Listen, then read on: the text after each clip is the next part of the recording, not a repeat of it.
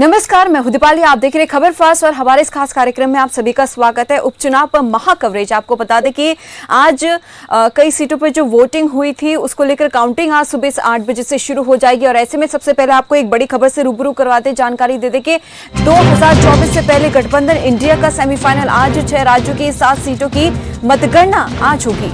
तो थोड़ी देर में शुरू होगी मतगणना। उत्तर प्रदेश, उत्तराखंड, केरल की एक सीट शामिल है, तो वहीं त्रिपुरा की 2 सीटों पर भी होगी मतगणना।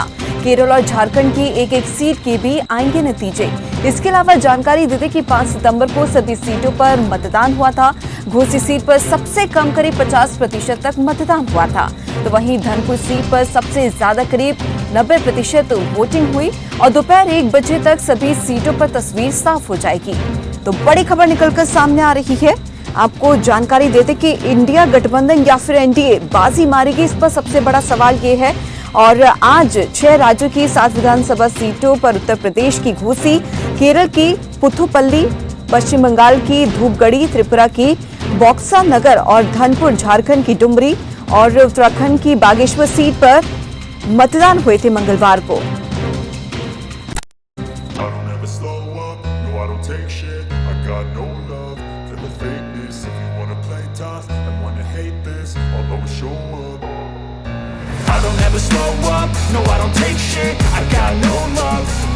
और इसी पर अब ज्यादा चर्चा के लिए हमारे साथ संवाददाता प्रणवीर पांडे जुड़ गए हैं लखनऊ से और राजनीतिक संपादक संजीव कपासे जुड़ गए, तो वहीं उत्तराखंड के ब्यूरो चीफ कैलाश जोशी जी जुड़ गए हैं हमारे साथ। प्रणवीर, सबसे पहले आपका रुख करना चाहूंगी, इस समय क्या कुछ हलचल आप ग्राउंड पर देख पा रहे हैं, सबसे पहले बताएं।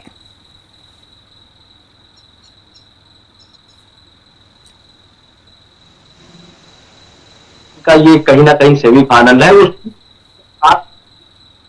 चुनाव के नतीजे या तो ये मतगणना आप किसी हो जाएगी और कहीं ना कहीं जो कलेक्ट्रेट परिसर है उसको एक पूरा घेराबंदी कर दिया गया है, नाकेबंदी कर दिया गया है। एक अपर पुलिस अधीक्षक, 3 सीओ, 20 इंस्पेक्टर सहित तमाम पुलिस फोर्स वहां पर सीआरपीएफ से लेकर के पीएससी बल वहां पर तैनात कर दिया गया है। उसको घेरावाइज बना दिया गया है कि किसी भी प्रकार से कोई भी लापरवाही ना हो। पूरे जिले में धारा 144 लागू कर दी गई है विधानसभा में कि किसी भी प्रकार से कोई उत्पात ना हो। जहां भी ज्यादा अराजक तत्व दिखे उनके ऊपर पुलिस तुरंत कार्रवाई करेगी। वहीं दूसरी तरफ अगर बात करें तो काउंटिंग अगर बात करें तो 14 टेबलों पर काउंटिंग होंगी और 29 टीमें उस पर लगाई गई हैं। 3 टीमों को कहीं ना कहीं रिजर्व रखा गया है कि किसी भी प्रकार से कोई दिक्कत होती है तो रिजर्व टीमें उस कमान को संभालेगी। अगर बात करें चुनाव की रणनीति की तैयारियों की तो कहीं ना कहीं जिस तरीके से दोनों पार्टियों की एक साख लगी हुई है घोसी उपचुनाव में, वो नतीजा का बेहद देखने वाली बात होगी। 8 बजे से जब मतगणना शुरू होगी तो कहीं ना कहीं 1 बजते जो है रिजल्ट लगभग क्लियर हो जाएगा कि उत्तर प्रदेश की जो टीम है जहां पर उपचुनाव हो रहा है उस पर नतीजा क्या आ रहा है, ये सबसे बड़ी बात देखने वाली बात होगी। वहीं पर अगर बात करें सूचना आदान प्रदान की किसी भी प्रकार से कोई दिक्कत ना हो उसके लिए पत्रकारों को अलग टेंट लगाया गया है, वहां पर कैंप लगाया गया है। वहां पर एआरओ आकर के लगातार जो है मीडिया ब्रीफिंग करते रहेंगे। किसी भी प्रकार से कोई दिक्कत ना हो, कोई परेशानी ना हो तो वहां पर पुलिस फोर्स से लेकर के पीएससी बल जो है लगभग पूर्ण रूप से तैनात कर दिया गया है। किसी भी राजनीतिक दल को जीत के बाद किसी भी प्रकार का जश्न बनाने के लिए उस पर खासा तौर पर रोक लगा दी गई है क्योंकि पूरे जिले में धारा 144 लागू कर दी गई है। जी, चलिए ठीक है। संजीव जी का रुख करना चाहूंगी। संजीव जी, आपसे जानना चाहेंगे कि घोसी सीट कितनी अहम है इस चुनाव में भी और लोकसभा चुनाव को लेकर भी। दीपाली, देखिए, घोसी विधानसभा एक मात्र उपचुनाव वाली सीट नहीं है, ये पूरे देश का नैरेटिव सेट करने वाला पॉलिटिकल सीट हो गई है। आप समझिए कि भारतीय जनता पार्टी और समाजवादी पार्टी ने जिस ताकत, शिद्दत और जुनून के साथ यहाँ पर चुनाव लड़ा वो आज तक किसी उपचुनाव में देखने को नहीं मिला। जहां तक इंडिया की बात है और जहां तक एनडीए की बात है, इस सीट के नतीजे देश की सियासत को सीधे तौर पर प्रभावित करने वाले हैं। आप समझिए कि कांग्रेस जब समाजवादी पार्टी का समर्थन करती है तो देश में ये बात भी जाएगी इस रिजल्ट के बाद कि आखिरकार जो इंडिया अभी तैयार हुआ है, जो बॉम्बे की बैठक के बाद तमाम हिंदुत्ववादी चीजों को लेकर जिस तरीके की बयानबाजी आई, खास तौर से स्टालिन के बेटे और उसके बाद खड़गे के बेटे के बयानों को लेकर देश में जो सियासत बदली है वो इसके नतीजे तय करेंगे कि आखिरकार इस तरीके के बयानों के बाद भी देश की जनता क्या इंडिया का समर्थन करती है, क्या उत्तर प्रदेश जो देश के सियासत को सीधे तौर पर प्रभावित करता है, जहां को लेकर कहा जाता है कि दिल्ली का रास्ता राजधानी लखनऊ से होकर गुजरता है, जहां पर उत्तर प्रदेश में 80 लोकसभा सीटें हैं, जो छोटे स्टेटों को मिला लिया जाए तो लगभग 7-8 स्टेट उसमें सिमट जाते हैं। तो निश्चित तौर पर यह बताने के लिए सीट काफी होगी और देश का नैरेटिव सेट करेगी कि आखिरकार इंडिया या एनडीए कौन भारी पड़ता है। और दूसरी बड़ी बात यह है कि 2 लोगों का और आज इम्तिहान है। एक ओम प्रकाश राजभर जो पूर्वांचल में अपने दबदबे की बात करते हैं, आखिरकार 50,000 राजभर वोट किस साइड गया है, क्या समाजवादी पार्टी फिर से एक बार सहेजने में कामयाब रही है। और दूसरा मायावती जो उत्तर प्रदेश की 4 बार मुख्यमंत्री रही है दीपाली, उन्होंने अपने वोटर से कहा कि नोटा दबाना था।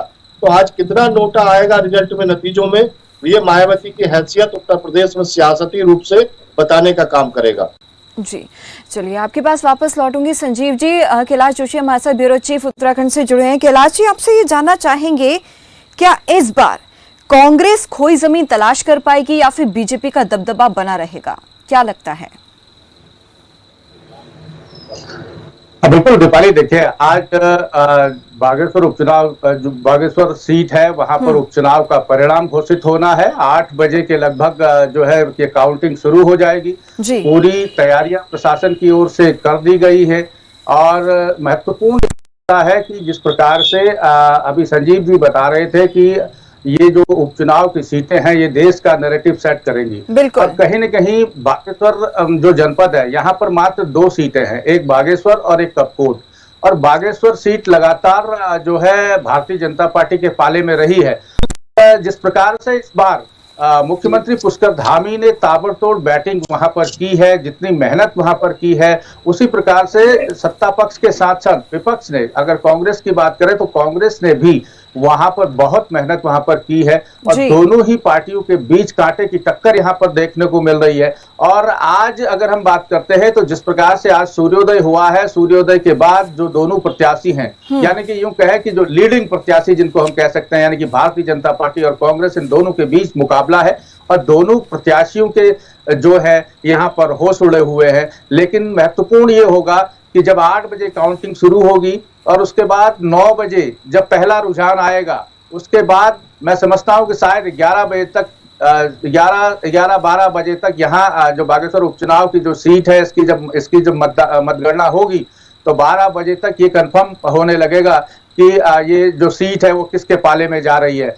बहरहाल अब इंतजार है मतगणना शुरू होने का और प्रशासन की ओर से पूरी व्यवस्थाएं वहां पर दुरुस्त कर ली गई हैं। धारा 144 वहां पर लागू है। बागेश्वर के जो डिग्री कॉलेज है वहां पर मतगणना होनी है। तमाम जो अधिकारी हैं उनको सख्त निर्देश दिए हैं कि पारदर्शी तरीके से यहाँ पर जो मतगणना होगी उसको बिल्कुल पारदर्शी तरीके से किया जाएगा। किसी प्रकार की कोई कोताही यहाँ पर नहीं बरती जाएगी। हालांकि जब मतदान हुआ था, मतदान के बाद भाजपा और कांग्रेस दोनों में वार पलटवार चल रहा था, आरोप प्रत्यारोप का दौर चल रहा था। लेकिन अब वो घड़ी आ चुकी है जिसको जनता ने ईवीएम में कैद किया था, उसके खुलने का इंतजार है। बस 8 बजते ही यहाँ पर जो है मतगणना शुरू हो जाएगी। जैसे जैसे रुझान आएंगे वैसे ही हम अपने दर्शकों को बागेश्वर उपचुनाव के रुझान जो है बताएंगे। लेकिन अभी ये कहना मुश्किल है कि किसके पाले में गैस जाने वाली है, क्योंकि जब तक मतगणना शुरू नहीं होती है, 1-2 राउंड के रुझान सामने नहीं आते हैं, लीड पर कौन सा व्यक्ति जा रहा है उसको देखने वाली बात होगी। भाजपा अगर लीड पर जा रही है या कांग्रेस लीड पर जा रही है, ये देखने वाली बात होगी। 2-3 राउंड के बाद ये अनुमान लगाना काफी होगा कि ये जो सीट है वो किसके पाले में जा रही है। बहरहाल कांग्रेस के ओर से जो प्रत्याशी है बसंत कुमार वो और पार्वती दास जो भारतीय जनता पार्टी की प्रत्याशी है, इन दोनों में कांटे की टक्कर है। और अब इंतजार मात्र इतना है कि जैसे जैसे बिल्कुल कैलाश जोशी, बिल्कुल आपने सही कहा, क्योंकि सिर्फ कुछ समय का समय बचा है कि काउंटिंग अब शुरू होगी, लेकिन किसके साथ जीत का ताज सजेगा ये दोपहर तक पूरी तस्वीर जो है कहीं ना कहीं साफ होती ही नजर आएगी। चलिए आप सभी यहाँ पे रुकेगा और लेते हैं छोटा सा ब्रेक, फौरन हाजिर होंगे और चर्चा को आगे बनाए रखेंगे।